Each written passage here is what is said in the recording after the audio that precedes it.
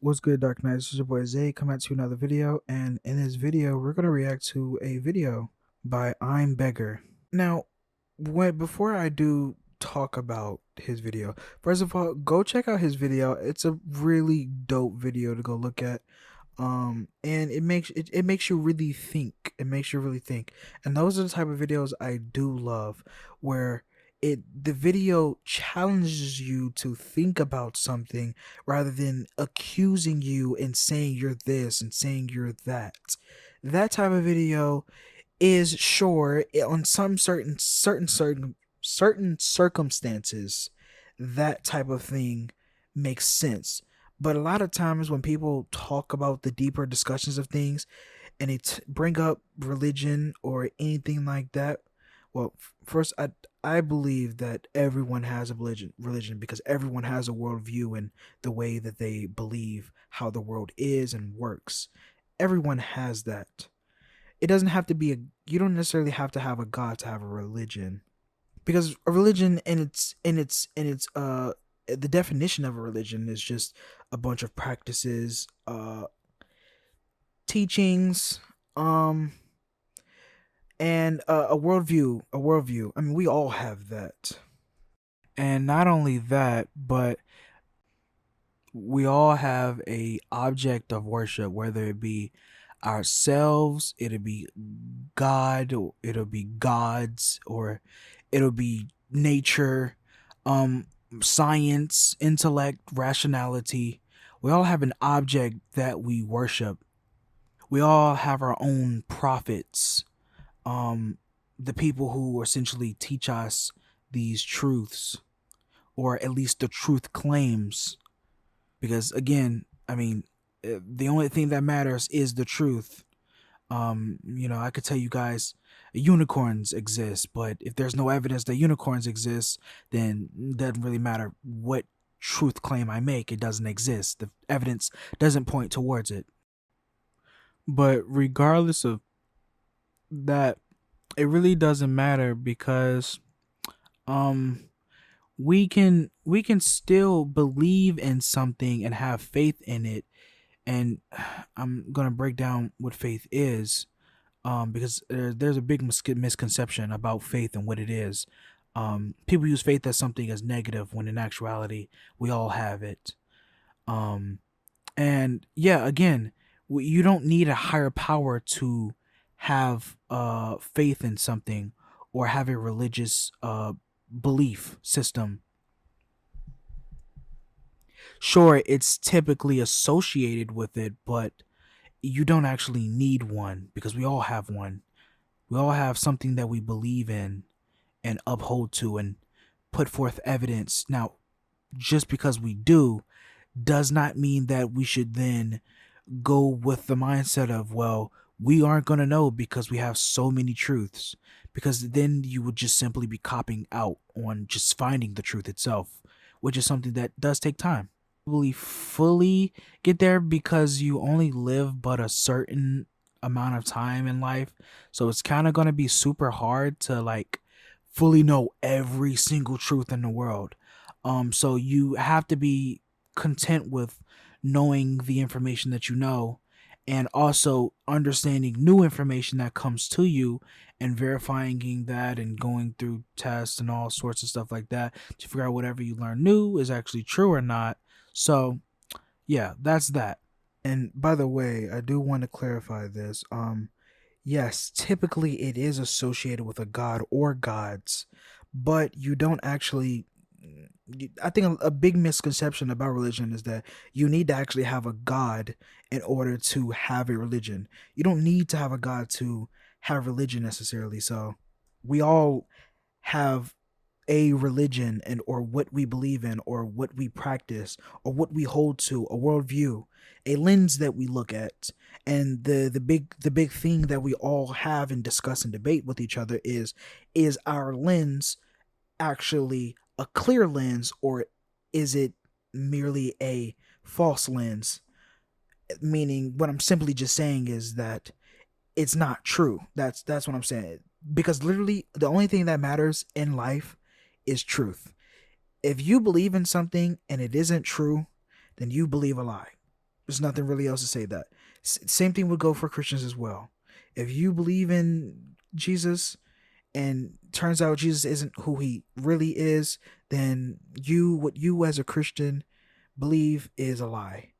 Of course, the person is going to be objecting that to you. The person who doesn't agree with you is going to be objecting that to you, and then you would have to see what the evidence is, and it's objective evidence, things that are clearly you can see, uh, not looking at it from a materialistic standpoint of things, where if you don't see it and you don't touch it, then it doesn't exist, because that isn't actually a logical thing, because not log I wouldn't say it's not logical, but it isn't a foolproof thing, because I mean you have things that exist without us even seeing it or feeling it or touching it or anything like that. Like reasoning.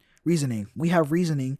That's not something you can go grasp at and touch or see. You can observe it. You can observe reasoning, but doesn't mean that just because you can't see it or touch it, it doesn't exist. It still exists. Another thing would be logic. That's a thing that's immaterial, that you can't physically touch, but yet we understand that it's there. So there's other things that we can and cannot. There are other things that we can't touch but exist and that are timeless. Time in and of itself. I mean, sure, we have a representation of time, which would be a clock, but what is exactly time?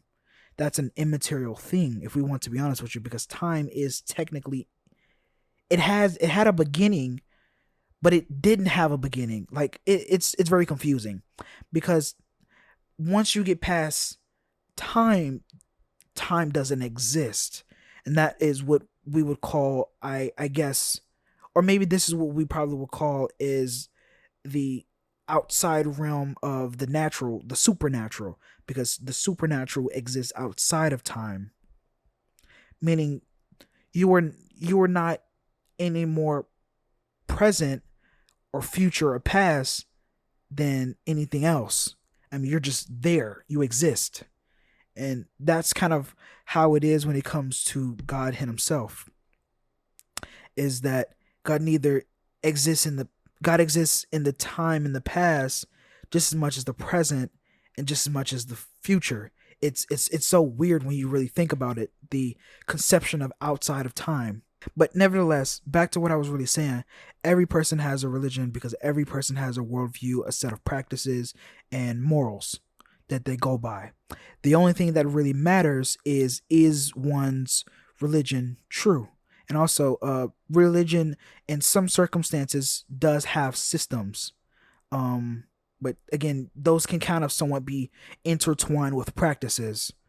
A perfect example of one would be a memorial service is considered a religious practice, which is pretty interesting, because I mean when we kind of think about it right now in this day and age, it's just kind of like, yeah, someone's going away. You don't really think of that as something as religious, but apparently it is a religious practice.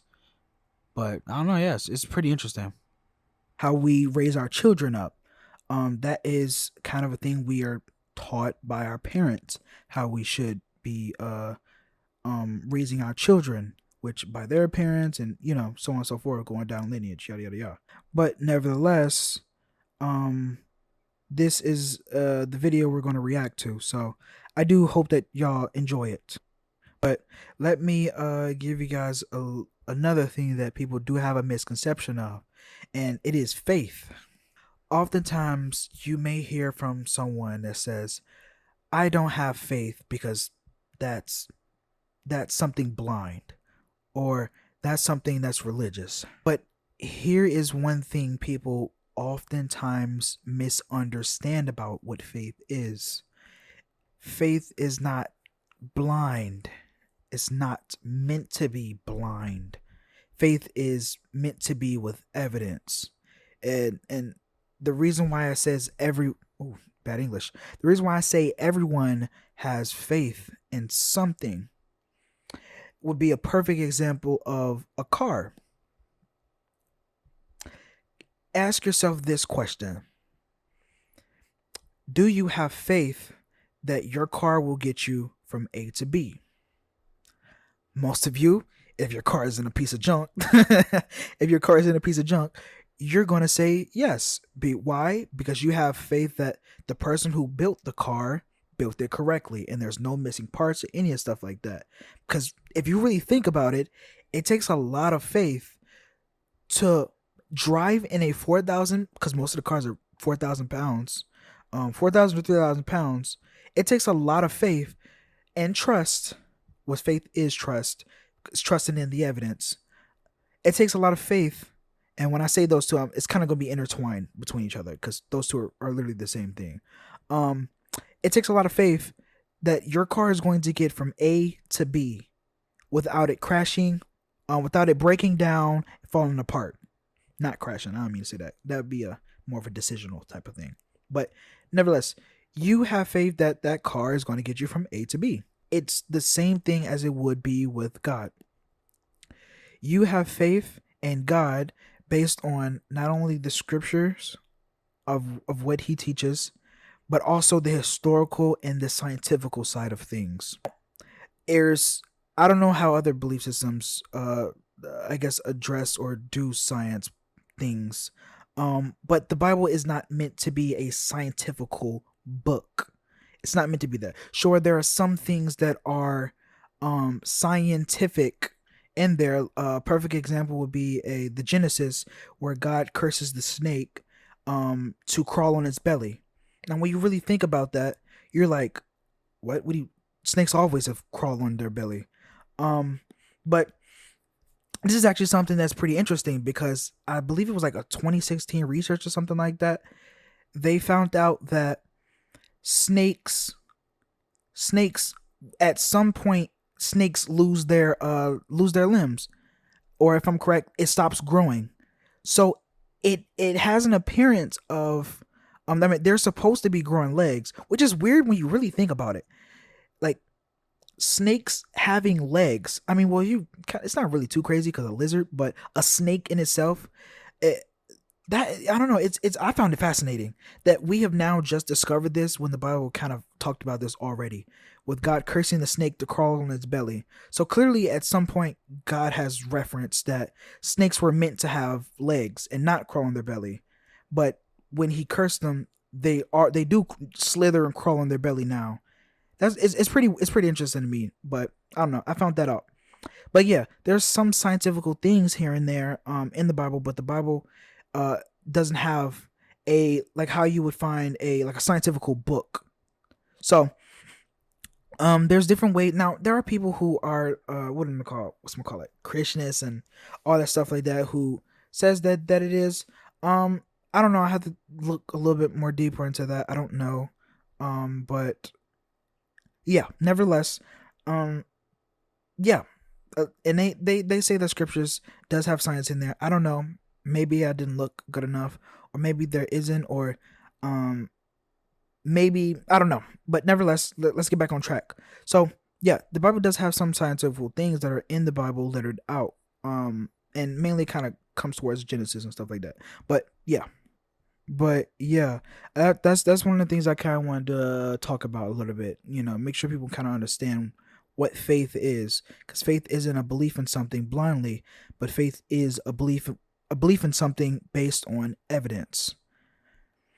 Now, I guess one question I should have is there ever a such thing as 100% proof? That is a question. If you ask me that, I wouldn't know, to be honest with you, because just the same thing as science, things change all the time.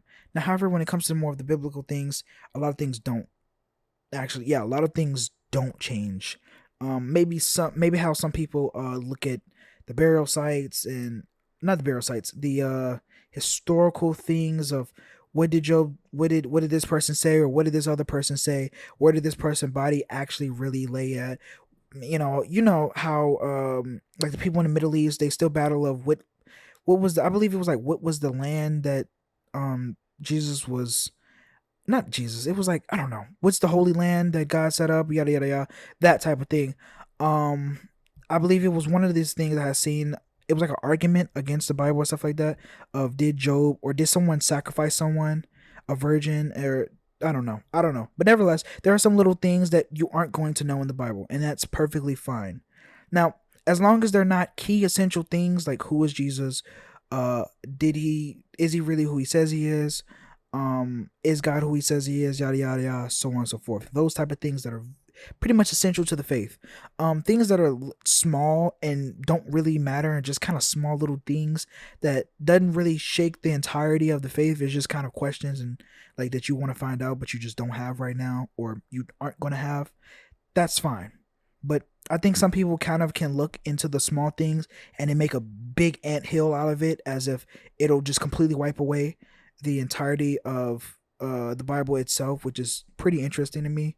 But you know, sorry for the kind of super long intro. I'm not gonna lie. This was mad long, but anyway, we're gonna watch the video now. I got this comment recently from someone. I'm guessing he was in his 20s, and he said, "Why would God allow my 6-year-old sister to die of horrible cancer?" And then he said, "And don't tell me God's just going to make the best of it." All right, now before I do answer this question, I do want to give you, I do want to tell you guys this. There's typically two questions people ask when it comes to a situation like this. First one, it's either why did a God allow this to happen? Why did God allow this person to pass away or this thing to pass away if he's a loving God? A second one is why is there so much death in the world? Now, the second question is very easy to answer. However, the first one is, if we want to be honest with you, you can't actually answer it because it is impossible. I don't know why God would allow this person or this thing to die. Um, every person who's ever dealt with this type of situation before, you've witnessed death at first hand. It's never pleasant, you know what I mean? But to react to what he was saying, um, as far as the person reacting, as him, the guy telling him, and don't tell me that God's going to make the best of this.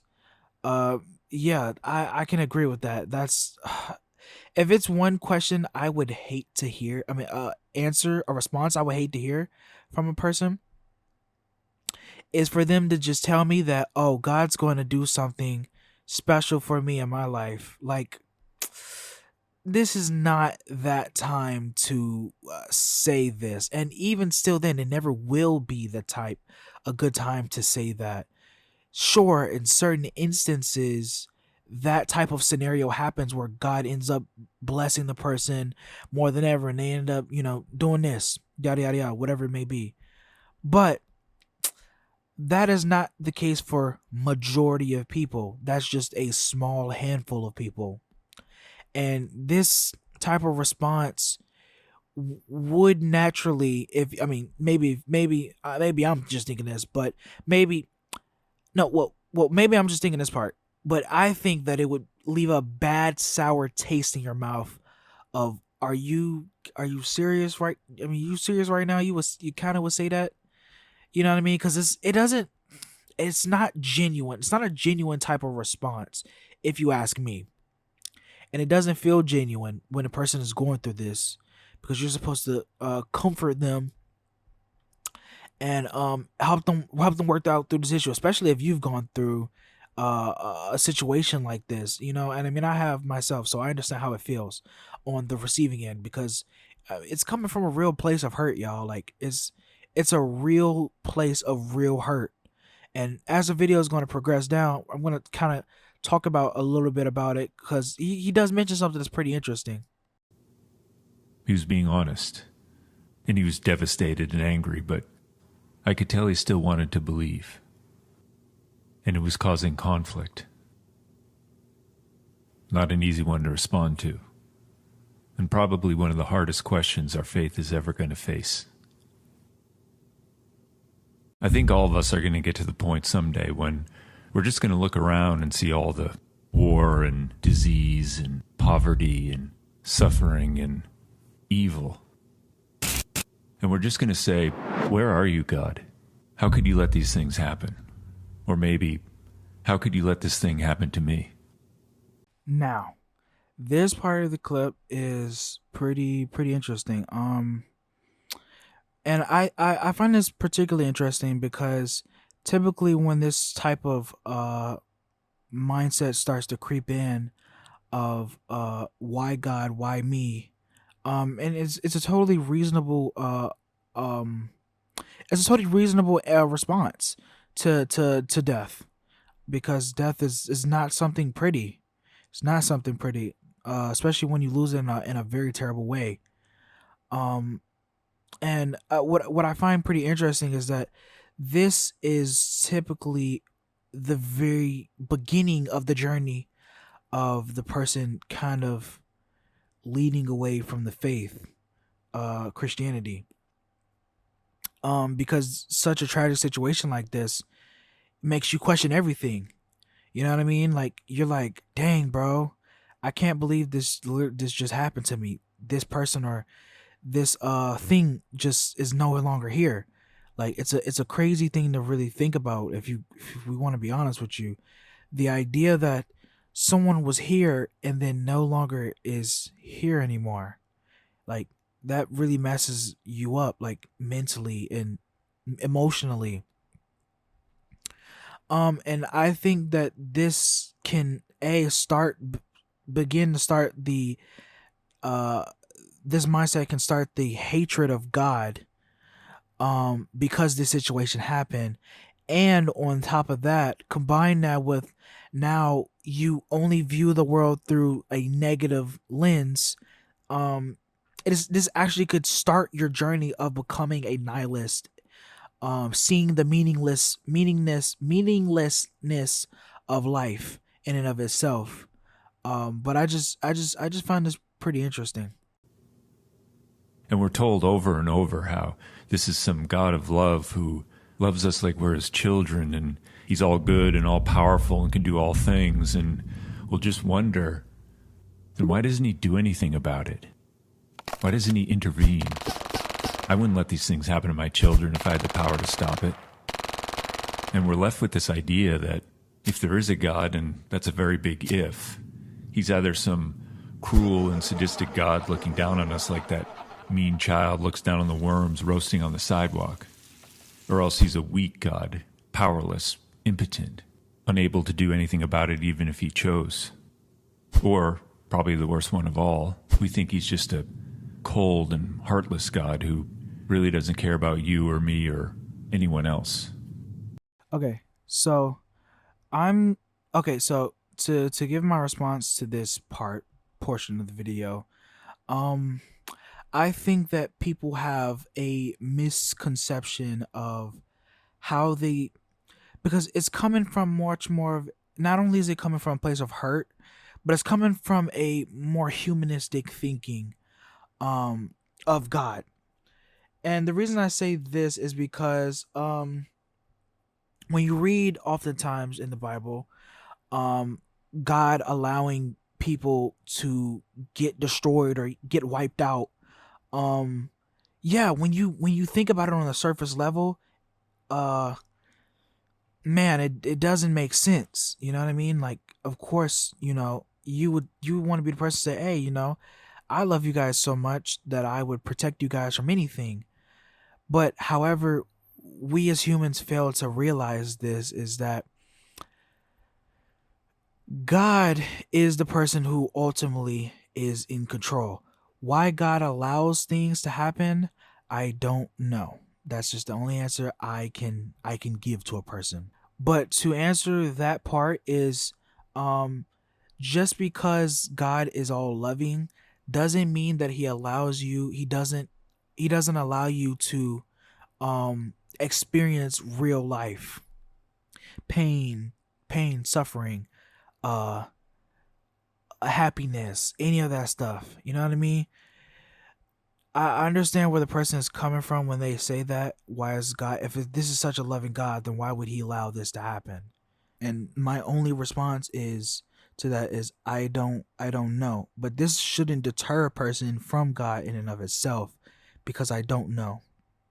God does some things that we may not understand at the time, and then later on we may see why he may have let that or allowed that to happen.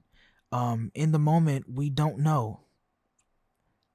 Now, I do want to emphasize this part. I'm not then saying that, oh, God allowed this person to die, pretty much exactly contradicting what I said earlier, but I'm just simply saying I don't know. Now, one thing I do want to let you guys know when it comes to um why does God not prevent this stuff to happen? I can tell you at least this part. Um Oftentimes what I do end up seeing is that when these type of situations happen, they oftentimes lead us to depend upon God more. Now, when I say this, anyone could probably take this out of context and say, "Oh, well, that just means God's clearly trying to manipulate you in some sort of way." No. The only reason why I would say no is it's not found throughout the Bible that this is how God operates. He doesn't do things oftentimes to um he doesn't make these he does well he doesn't allow these situations to happen just solely to keep you in his control or anything like that. Now, however, there are some times in the Bible where he allows people to get destroyed because uh, they've sinned, and God has told them to turn from their sin and repent. And there are some situations where God does allow something bad to happen only to show the person who has arrogance or pride that they can't do anything without God. Now, I do want to tell you guys this. Notice how he does actually paint the mindset of a person going through this. Because typically people do think of when this type of situation happens, if they're starting to veer off and starting to again show the signs of a beginning stages of starting to look at God and paint God in a negative picture in their mind.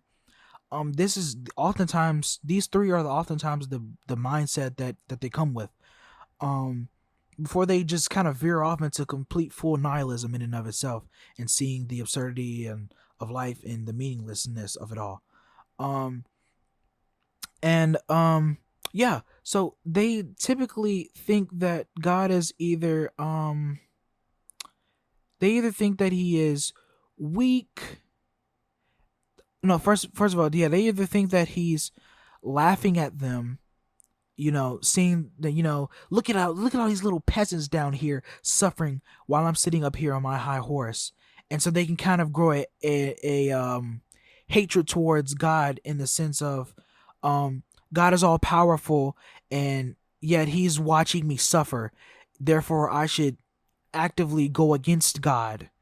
Another situation would be they think God is weak, where now they don't see God as, oh, they don't see well now they don't see God in the frame of being this king who just destroys anyone, or laughs at anyone who suffers in life, to now being a puny God who can't do anything at all, because he didn't help me clearly, so therefore he must be puny and weak. And then the last one would be they think that he's distant from them. And this type of mindset could bring the person to thinking that God doesn't want anything to do with them, um, or God doesn't care about me enough. And this could have a sad reaction to how they think and view God.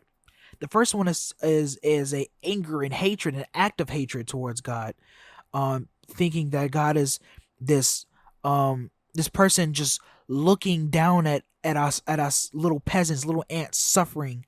And the second one being that God is too weak, and that we are almighty, which can bring a sense of arrogance and pride in us. Um, because you're gonna see those type of statements in people. I promise you that, how they view God. And then the third one being that God doesn't care, which could bring a sad emotion to the person, thinking that they're not loved or they're not thought about, and this could lead to all sorts of mental health problems later down the line. Um, and yeah, and even that uh, deletion, self deletion.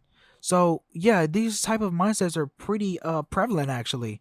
They're not as not common as you guys would think they are. And for some of us, we just lock this up and bury it down and keep jumping through our religious hoops, even though deep beneath the surface, it really bothers us. And for others, it makes us angry, rebellious, even hateful. We'll turn our backs and walk away saying, I don't want anything to do with this God anyway. Either way, faith is lost. The truth is, there really is no good answer to what we call the problem of evil. Simply because there is no answer, it's an unanswerable question. Notice how he does talk about people burying this in, and you guys, this is something that is happens a lot of the times when it comes to this type of simple response from someone who claims to be a Christian or whatever, and it's never a like good response or good enough response for them to say, hey, maybe this makes sense. Now, of course, not everyone is going to know everything just because you're Christian. You know what I mean? It's not how things work. So there are going to be some questions that are just unanswerable, and that's perfectly fine. Um, because they don't deflect from the main source or main objective thing, whatever it may be. But nevertheless, they do push down these emotions, and then it starts to build up over time and over time and over time, and then boom, it starts to flash out their hatred. Now they've had a full-blown hatred for God. And yeah, again, like this type of thing is very prevalent, you guys. This is something that's not common. Now, for the last part, he talked about with the whole problem of evil thing. I do agree and disagree. It just depends on what the question is. If the question is why did God allow this to happen, I don't know. Now, if it's the question is why is there so much evil in the world, that is an answer I could be able to give you, or at least I could give you from a Christian perspective of things that makes sense. The answer to this is actually it's quite actually simple. It's sin. Now, if you don't know from the biblical narrative, Adam and Eve sinned, and so God cursed Adam and Eve, and the land and the fruits and the plants and all types of stuff like that. He cursed, and so with that comes death, because in the beginning, before the curse, there was only life. Death didn't exist. Death, which is sin, didn't exist at all. So the minute God, Adam and Eve disobeyed what God said, um, that is the moment death became itself a real thing. Um, and it started to start its process, which was the curse. Um, that God issued out to not only them but the snake, which was the devil. Now, as far as is it the representation of the devil, or did the devil actually transform? Um, if I'm correct, I do believe that the Bible does talk about not. I don't know. It may be. I don't know. Okay, I can't answer this question as of right now. I don't know, y'all. So I'm gonna just leave it at that. But to pretty much back up what I was saying is the answer for that from a Christian perspective would be it's a sin problem. Um since the curse happened, everything must go through, and everyone must go through pain. Adam went through it, Eve went through it. Hers was a different form of pain, but of course she still suffers the same pain we all do.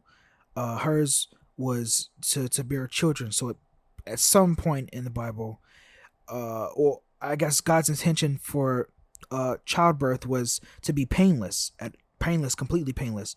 It just poop. I guess I'm assuming it was meant to be painless, but that was the curse that she got, which is it's pretty interesting. I don't know. Maybe someone had to talk about Why is that the curse for a woman? The bearing of a child being painful. Interesting. I don't know. And even man, his curse was that he would be working the ground. If I'm correct, he'd be working the ground for all of his life, till he dies or something like that. I don't know. Don't quote me on that way. But to make it to some pretty much everything I'm about to say, it's sin. Sin is the reason why things are the way that they are. Corrupted, destroying, decaying all the time. It's the curse of sin, at least from the Christian perspective. So I do agree with the part if the question is, why did God allow this to happen? I don't know. God works in mysterious ways. I don't know. But if it's a question of why is there evil in the world, then okay, that makes sense. That's a question you're actually able to answer, and the answer would be sin is the result of why everything is negative in the way that it is. Sure, I could illustrate out in very clever ways what all the greatest minds have said about it, but they knew they were treading into deep waters, far beyond our comprehension. And you and I know that all the clever arguments in the world aren't really going to cut it for that family who just buried their 6-year-old, or the woman brutalized, or the millions starving to death every day. Even C.S. Lewis himself, who crafted some of the most convincing arguments on the problem of evil when faced with the loss of the love of his life, wrote, "It all seems like some kind of vile practical joke. And when the need is desperate, we go to God and find the door slammed in our face, and the sound of bolting and double bolts from the inside. And then silence." I'm sure that probably connects somewhere with all of us. But for me, the only satisfactory answer I've ever heard on this question comes from God himself, when asked by some poor soul in the Bible who was really suffering. Now, I don't really have too much to say on this portion of it. But one thing I do want to say is I can't tell if he's actually portraying the person who's going through this and feeling this. It feels as if it's that way, or if this is genuinely how he's feeling. I don't know. But if he's portraying the person and what they think, I think he's doing actually a pretty good job at this, actually, because this is 9 times out of 10 how people actually have their mindset, especially when he talked about it's not going to mean anything to the person who's lost that person. Because at the moment it definitely you don't want to hear anything else. Like, you just want comfort. And I think that's oftentimes the best response to these type of things, especially if you're a Christian or something like that. The best thing you could do is comfort the person with death.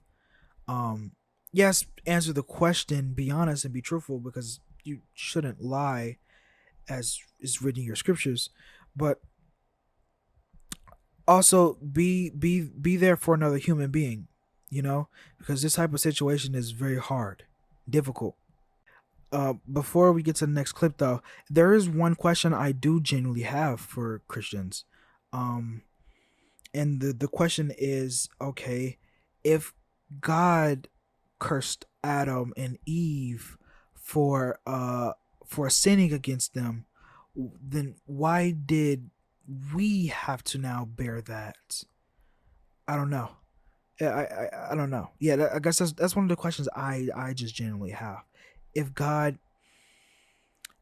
Why didn't God just punish them and not us? Since we aren't the people who would have known about this or have committed this. I mean, I do recognize we do all sin. We do all do bad things as human beings. That's just bound to happen. But why did we have to suffer for something that they did? This is just my question. Maybe Christians, you can give me an understanding of it. His name was Job. I'm sure you've heard of him. And there was no other like him on the face of the earth. Faultless, upright, innocent. And those are God's words, not mine. And he had everything. A loving family, more wealth and prosperity than any other man in the East, and the love and esteem of all his people. And then one day, he lost everything. His family, his children, his loved ones, dead. His herdsmen, his wealth, his livelihood, destroyed. And he himself was struck with a disease so disgusting that his friends could not even raise their eyes to him because they couldn't even recognize him. And he would just lay there in the ashes, scraping himself with the broken shards of his life, wondering, why, God? Now, I did go double check to what he said to see if it was true. And he had the beginning parts right with God considering Job the most righteous one at all the land, talking to Satan, of course. And that part was in Job 2. No, that part was in Job 1. It was Job 1, I believe. Yeah, Job 1 9. And where Satan's response to God saying that he won't curse him. And Satan's response was pretty much, you give a wall of protection around him, you give him everything he needs. Let me take everything he has and watch him curse you to your face. That was the context of that. And the thing that he is right about it being taken away from him, and he loses everything. He lost all his sheep, has died, family died, his family had died, and he lost everything pretty much financially. Like he lost everything. Like it's insane when you really think about that. You losing, like, do you guys know that's like that's probably one of I believe 3 things that could drive a man to just want to self-delete himself. You going from being financially rich to just bottom of the gutter. I mean bottom of the gutter. Like you're at the bottom. And then on top of that, you losing family, you losing your everything that your assets, any of that stuff like that. Like, could you imagine that, bro? Like that happening to you, like you will lose your mind. Now, one of the things he does add that is extra biblical is the one of Job 2. When he talked about Job scraping his skin with the shards of life. Job didn't do that. He scraped, yes, he did scrape his skin with the pottery. But it wasn't, he kind of added a little extra on to, like, I guess, to prove his point, which is just, entertainment stuff. So I mean, I understand what he was trying to say, but no, to kind of correct that, no, Job wasn't scraping his skin with the ash, the shards of life. No, he wasn't doing that. He was, you can kind of assume that was what was happening. God's response came through a storm. Who is this? Where were you when I laid the foundations of the earth? Tell me. Who determined its measurements? Surely you know. Have you commanded the morning since the days began? Have the gates of death been revealed to you? Do you have the wisdom to command the entire universe and the power to operate it? Who is this who questions without knowledge? He never answered the question. He only answered with a series of unanswerable questions, as if to say, "Don't worry, I got this." The man could only lay his hand over his mouth and learn to trust in the one who knows. And so will I. Okay.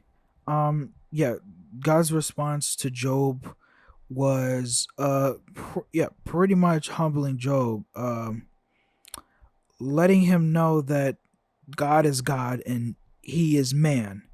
That it's not in a sense of belittling Job, but it's actually more of a recognizing who has the power type of dynamic.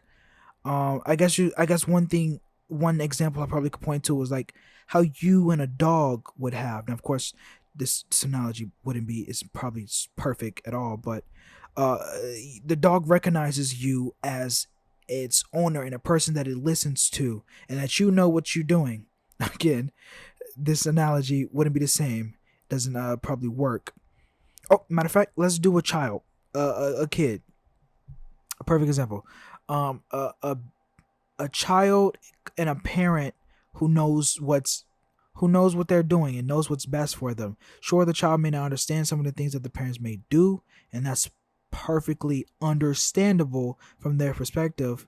Um, but the parent kind of lets them know, "Hey, I'm in control. I know what I'm doing. Let me do what I need to do." So like, I don't know. It might not be a perfect example, but you get essentially what I'm saying. Um, God is in control, and Job shouldn't question God on that. Um, but even though it's understandable from a human perspective to question that, right? And I mean, like, what person wouldn't want to, if you're in that situation?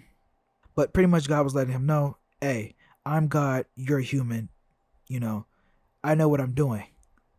And so, yeah, Job.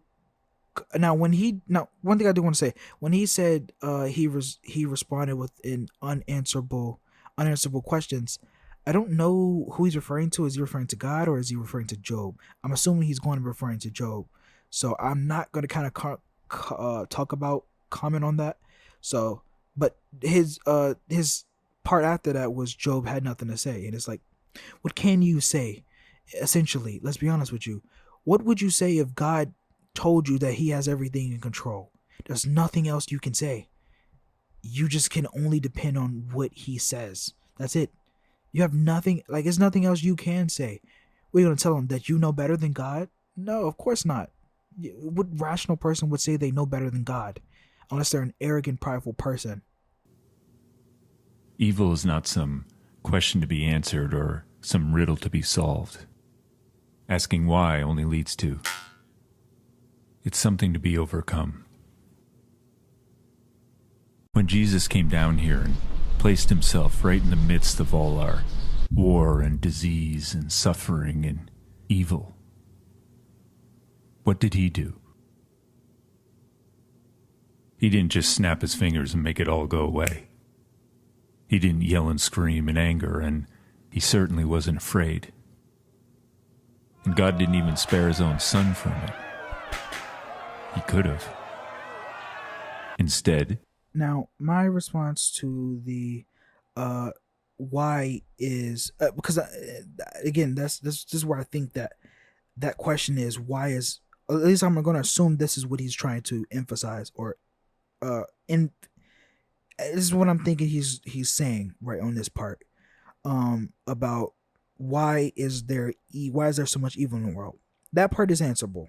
I mean, I've kind of answered it earlier in the video, but why does God allow evil? That's a question that you won't ever get an answer from. It's just that's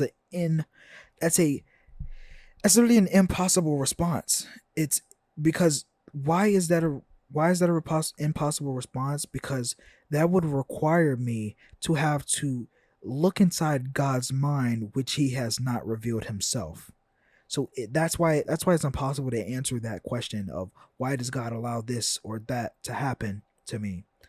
That's why the only response a human would be able to do, Christian or not, you can only say, I don't know. That's it. But everything else he said about Jesus, as I was told about Jesus, and his response to evil is actually himself. It's not to just kind of brush it off or anything like that, but it if he is God, it was actually him giving himself up. God making the ultimate sacrifice for himself, which is pretty interesting when you I guess sit down and think about that. God offering himself up for sin and evil and death. It's kind of an amazing thing as I kind of explore Christianity more and more, and begin to, I guess, slowly understand. Now, am I going to give you guys an answer of I guess one question you guys possibly will ask is, well, am I a Christian or not? And the only response I guess I can give you all is I don't know exactly. Um, I can't, I'm 100% leaning towards it more and more in life, but I can't say that I'm fully that yet.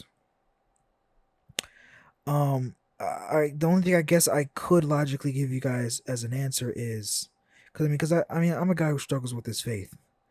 I'm not afraid to admit that I have a faith issue, struggling. But nevertheless, um, the only thing I can give you guys a response for is that, there's a battle. If at least that's what it feels as if it's a battle over me. Uh, for some reason. And I don't want to say it and cry, but you know, yeah, I just feel as if it's a very big battle over me, constantly, and yeah, I don't, yeah. There's a scene from Dostoevsky's book, The Brothers Karamazov, that's etched in my brain. In it is the Grand Inquisitor, evil incarnate, and he's blaming his prisoner, Christ, for all the evil in the world. You got it wrong, he accuses. You gave them freedom, but they're too weak to bear the responsibility of it. Too weak to find salvation. They don't want freedom, they want security. Without it, there'd be no suffering, no war, no hunger, no slavery, no death. Because of you, millions are lost. Because of you, millions will suffer. Because of you, millions will die. The prisoner's response, and these are his lines, not mine. When the inquisitor ceased speaking, he waited some time for his prisoner to answer him. His silence weighed down upon him. He saw that the prisoner had listened intently all the time, looking gently in his face and evident. But I think the better question is, what's my response? How do I respond to all the evil I see? Do I kick and scream, cursing the darkness? Or do I go out there and light a candle, a fire? How do I respond to the evil that touches my friends, my family, my neighbor? Do I blame the entire universe? Or do I just show up and sit there, gently, and bear it with them? How do I respond to the evil that invades my mind and tortures my soul? Do I fight to overcome the problem of evil? Or is the problem of evil me? Terrible things are going to happen. We can't control that. But we can choose how we respond to it. Do I let it overcome me? Or do I overcome it? Do I respond just with more evil? Or my love in the midst of the evil? It's one of the hardest things we'll ever do. And I don't think we can do it alone. But that's okay. Because we have a very powerful friend who's already gotten through exactly what it is you're going through. And he looks at you gently with all the love and strength in the universe and says, okay, come on. Now let's do this together. Now, I didn't read that book from Floyd Dostoevsky. I never know how to say his name right, but nevertheless, I don't. So I'll say yeah. So I don't know what he said actually in the book or not. I just kind of got to go off what he said. But um, if he were to have, no. Before I do that, I do find this pretty interesting though, is that this just came to my mind is that people oftentimes blame God for bad things that happen in their life.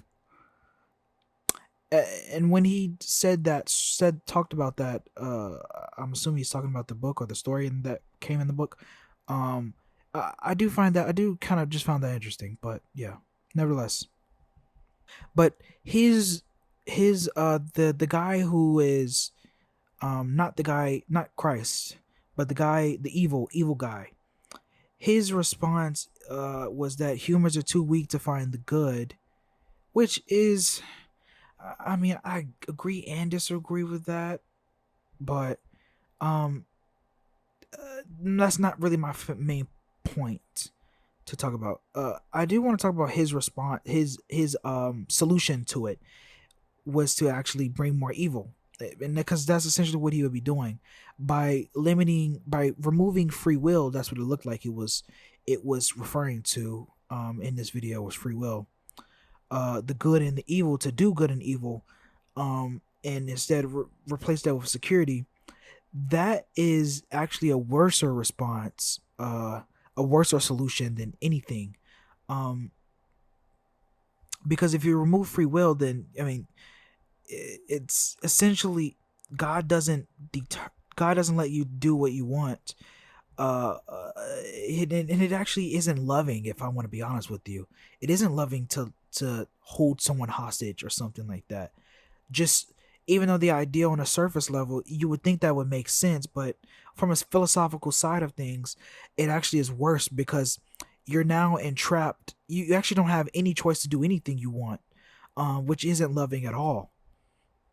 And it's actually much more of a imprisonment, like he showed in the video. It's actually an imprisonment and something that is very dangerous to people when you entrap them and cage them in things. So yeah, I don't know. I just found that pretty interesting. But as far as the rest of the video goes, um, yeah, I mean, he did his thing. He did his thing. I mean, I think it was kind of a beautiful response. Yeah, no, it's pretty interesting to me. I don't know, but yeah, I guess this is going to be in the video. I really do hope that y'all enjoyed this. I know this was super long. I kind of was meant to make this super long, because I kind of wanted to break down the video. I really did want to break down the video and kind of give you guys. I try to be objective in this video. At least that's what it feels like I have been. But nevertheless, I do hope that y'all enjoyed this video. Like, comment, and subscribe on the video. Don't forget to follow me on IG at Zae2hot. That's ZAE_2HOT on IG. And yeah, maybe share this out to people. Maybe other people can, find this type of talking point interesting. But I don't know. I guess with all that being said, I love you, Dark Knights.